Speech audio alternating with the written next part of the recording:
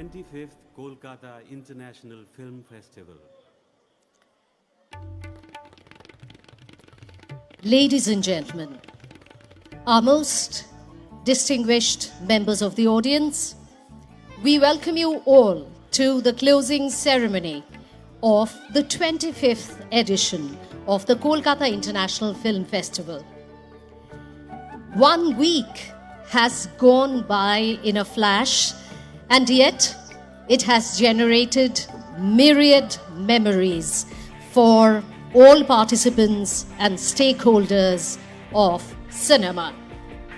The 25th year, the magic milestone of 25 has been reached, and it goes without saying that this indeed has been a very special edition of the festival.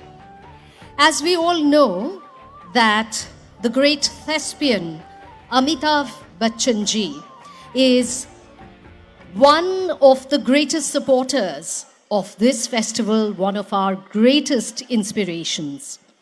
Due to health issues, unfortunately, he could not attend this year's opening ceremony. But such is the level of his commitment to this festival that he has sent us a recorded speech. We are privileged indeed, ladies and gentlemen, to commence the closing ceremony with the words of the one and only Amitabh Bachchan.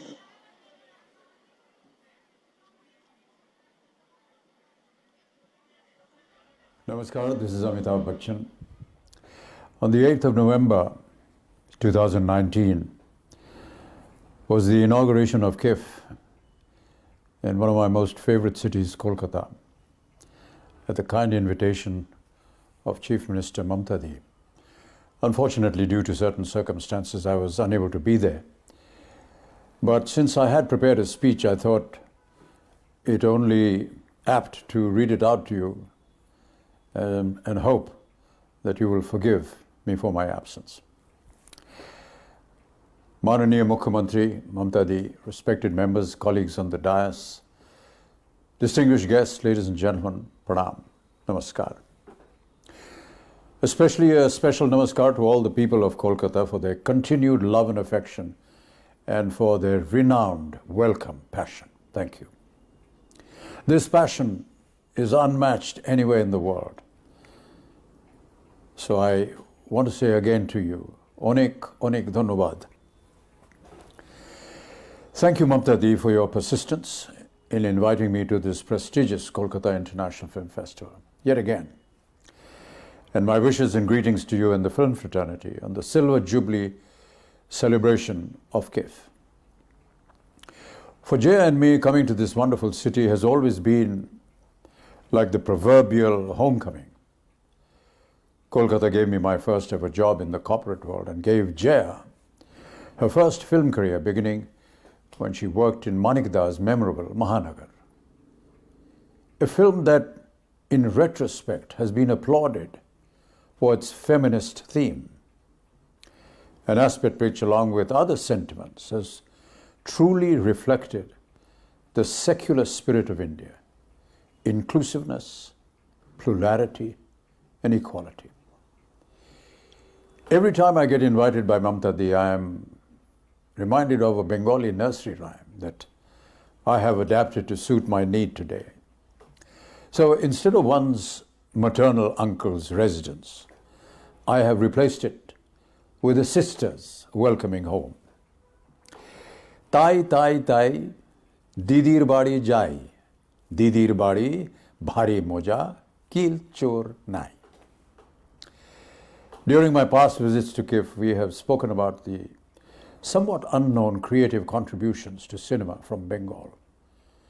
But I feel today there is a need to speak of two other most essential aspects: the role of cinema in the ever-growing digital space and the memorable contribution of several early women forerunners in the areas of production, direction, music composition, playback singing, and, believe it or not, even complicated stunts. As audience tastes rapidly move towards fresh digital content and online streaming, it would be most worthy to reflect on the core fact that films were primarily made for entertainment, drawing large audiences to the big screen. So, what does the future hold? With the allure of cinema, watched in movie halls, soon to be nostalgic memory triggered by the smell of butter in the popcorn, will big studios gobble each other up? Will smaller movies struggle to survive and big brand titles tank at the box office? Digital platforms like Netflix and Amazon are revolutionizing the way people watch films, and several other streaming services are now available in India. So what happens next? Can classics like Gone with the Wind or Mughal-e-Azam be watched on the small screen with the same excitement that had originally made them blockbusters? Can the magic of Satyajit Ray's trilogy or his classic Jalasagar be captured with the same amount of sensitivity on a small laptop or on a mobile phone? What of David Lean's Lawrence of Arabia? Can its magnificent panorama, outstandingly shot, be confined to limited digital space? And what of the women? Films, ladies and gentlemen, have a global history that has evolved over decades, and women have contributed significantly both in front of the screen and behind it. Yet, in our country, their entry in the initial days was heavily condemned. Raja Harish Chand, India's first full-length feature film, which released in 1913, placed several challenges before its director, the legendary Dada Saheb Phalke. The biggest being the search for a female lead. Of course, no so-called respectable women or woman agreed to work in what was then considered to be a dubious profession, an infra dig. Eventually, of course, he had to make do with a male actor. So as a result, most incongruously, India's first heroine was not a woman, but a man in drag. However, today when we talk of Indian film heroines, instantly several iconic images of silver screen goddesses come to mind. But here's a fact that not many may be aware of. The tradition of women working as much in front of the camera as behind the scenes goes way back to the silent era.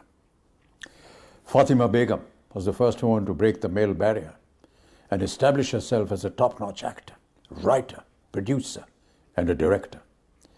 In 1926, she started her own production company. Her production house was called Fatma Films, which was later renamed Victoria Fatma Films, and in a sense paving the way for other women to make their mark. Then there was Gohar, not to be confused with Gohar Jan of Calcutta, the high-flying courtesan with Armenian origins. This Gohar Qayyum Mamajiwala was a major star of the silent era, popularly known as Glorious Gohar. She started her career at the age of 16. And then with Jagdish Pasta, Chandulal Shah, Raja Sando, and cameraman Pandurang Nayak, started the Shri Sound Studios. Later in 1920,